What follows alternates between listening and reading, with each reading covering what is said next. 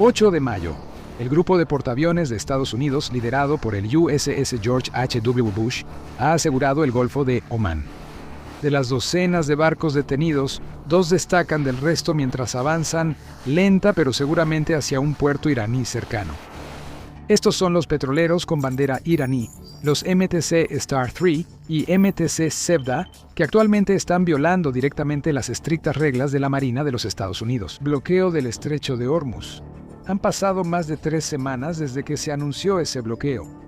Cada capitán comercial que viaja por la zona ya conoce las reglas del estrecho, así como la importancia de cumplirlas. Y si no lo hacen, los buques de guerra estadounidenses están listos. Destructores permanecen en la superficie y aviones patrullan en las nubes arriba. Cada capitán en la región sabe que la amenaza es muy real. Pero el Sea Star 3 y el Zebda no se detienen. Continúan hacia su destino, mientras un caza estadounidense FA-18 Super Hornet sobrevuela en círculos. La orden llega del Comando Central de los Estados Unidos, CENTCOM.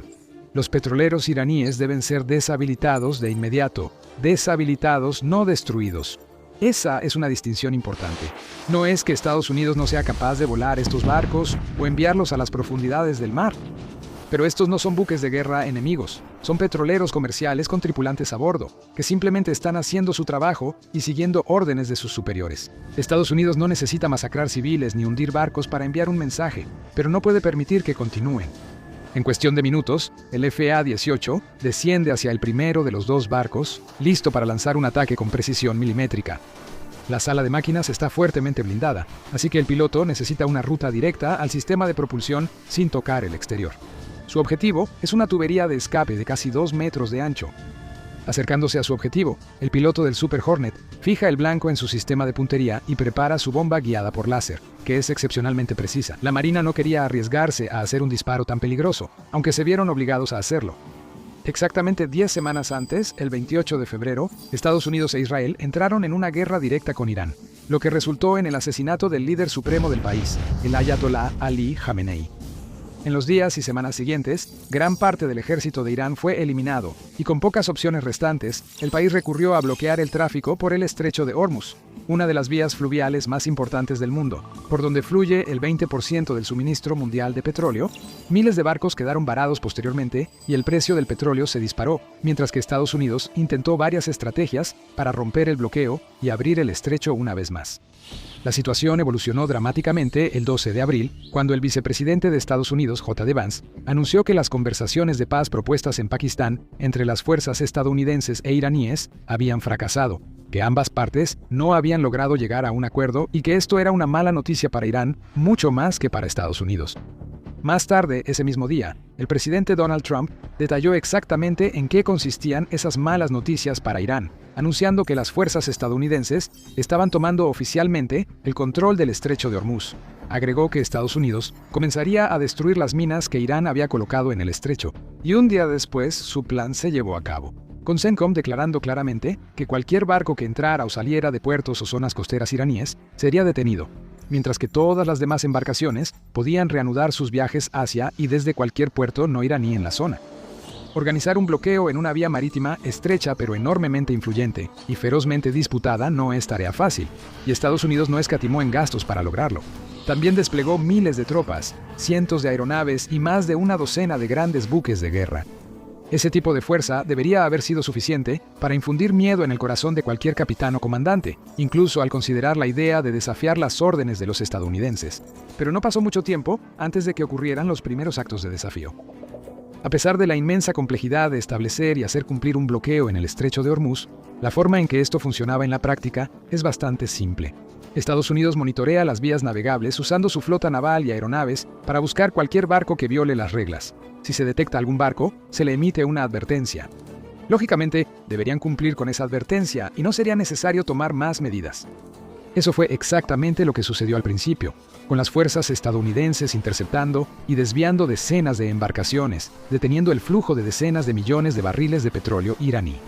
Pero el 19 de abril, solo una semana después del anuncio de Trump, llegó la primera gran prueba del bloqueo. Se ve al MV Tuska dirigiéndose directamente hacia la ciudad portuaria iraní de Bandar Abbas.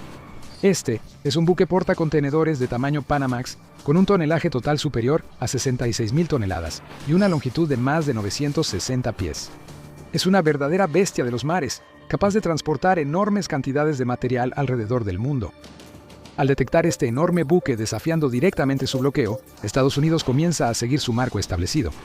El destructor de misiles guiados, el USS Spruance, es enviado para interceptar al Tuskar y emitir una advertencia clara, instándolo a detener su viaje y cambiar de rumbo de inmediato. Se niega. Durante 6 horas, el destructor de la Marina continuó siguiendo al Tuskar, lanzando repetidas advertencias por radio de puente a puente, e incluso disparando tiros de advertencia frente a la proa de la embarcación. Aún así, el capitán del Tuskar se negó a cumplir, poniendo en peligro imprudentemente a sí mismo, a su tripulación y a toda su nave. Pasan las horas, pero nada cambia. 6 horas es mucho tiempo en el mar, y aunque los barcos de carga como el Tuskar se mueven lentamente, siguen avanzando, acercándose cada vez más a su destino con cada momento que pasa.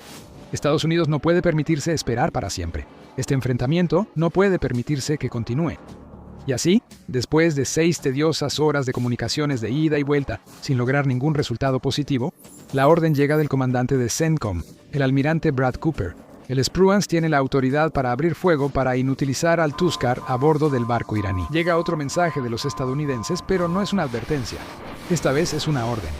Cualquiera que esté en la sala de máquinas del Tuskar debe evacuar de inmediato o arriesgarse a perder la vida. Poco después, el destructor estadounidense abrió fuego con su cañón principal Mark 45, Mod 4, de 5 pulgadas. El barco ejecutó un ataque sumamente preciso, casi como un francotirador, directamente en la sala de máquinas del Tuskar. 9 disparos, eso fue todo lo que necesitó. Proyectiles de 5 pulgadas atravesaron directamente el casco de acero, penetraron el exterior de la sala de máquinas y destrozaron los sistemas de propulsión del barco. En cuestión de segundos, el Tuskar se detuvo por completo. Había sido advertido, no escuchó y pagó el precio. Apenas media hora después, los marines estadounidenses de la 31ª Unidad Expedicionaria de Marines, MEU, volaron en helicóptero hasta el barco. Pusieron sus años de entrenamiento en buen uso en una operación de abordaje rápida y altamente eficiente, y pronto tomaron el control de la embarcación. De un solo golpe, Estados Unidos ha demostrado que está listo, dispuesto y capacitado para hacer cumplir su bloqueo de la manera más eficiente y precisa posible. No con bombardeos o ataques con misiles, sino con ataques sorprendentemente precisos que inutilizan incluso a los buques de carga más colosales. En un abrir y cerrar de ojos, esto ya no es solo una simple guerra de palabras, sino de acciones reales y contundentes. La única pregunta que queda es si el capitán de Irán aprenderá del ejemplo del Tuskar, o si continuará con sus intentos imprudentes de evadir el bloqueo. La respuesta llega rápidamente el 6 de mayo. Irán no ha aprendido la lección. En los días desde la desactivación del Tuskar, se han detectado y detenido varias embarcaciones que intentan burlar el bloqueo más, como les llaman. Irán incluso ha recurrido a tácticas de petroleros fantasma, desplegando barcos de carga con transpondedores desactivados y nombres ocultos, esperando poder pasar desapercibidos. Pero Estados Unidos siempre está vigilando, con ojos en el cielo y sobre las aguas. Sus fuerzas mantienen control sobre cada barco que pasa por el estrecho de Hormuz. Identifican meticulosamente cada embarcación, revisando su historial, su propiedad, sus banderas y otros detalles para determinar de dónde viene y hacia dónde se dirige. Y acaban de ver otra embarcación iraní intentando burlar el bloqueo. Esta vez es el MT Hasna, un enorme petrolero de crudo de más de 300 metros de largo. Se dirige por aguas internacionales rumbo a otro puerto iraní en el Golfo de Omán. A estas alturas, los estadounidenses ya conocen la rutina como la palma de su mano. Se envía un barco para interceptar al Hasna y se emite el primer mensaje de advertencia. Se le dice a la embarcación, sin lugar a dudas, que está violando el bloqueo y debe ajustar su rumbo o enfrentar las consecuencias. Al igual que el Tuskar, el Hasna se niega. Llegan más advertencias, pero tampoco logran el efecto deseado. El Hasna mantiene su rumbo, acercándose cada vez más a su puerto de destino. Una vez más, Estados Unidos se queda sin otra opción. Un FA-18 Super Hornet de la Marina de Estados Unidos despega del portaaviones USS Abraham Lincoln y se dirige a toda velocidad hacia el petrolero iraní. Al piloto se le da la orden de inutilizar la embarcación, pero no apunta a la sala de máquinas como en el Tuskar. En cambio, apunta a un objetivo aún más pequeño, el timón, situado detrás de la hélice del tanque. Lograr este tipo de disparo requiere una habilidad extraordinaria, pero Estados Unidos tiene a algunos de los mejores pilotos del planeta, producto de algunos de los programas de entrenamiento más intensivos jamás inventados, acercándose en el ángulo perfecto, alineando su disparo justo como debe ser. El piloto aprieta el gatillo de la ametralladora M60 y uno A2 Vulcan de 20 milímetros de su Super Hornet, disparando varias ráfagas directamente al timón, inutilizándolo al instante. El Cessna no perdió potencia.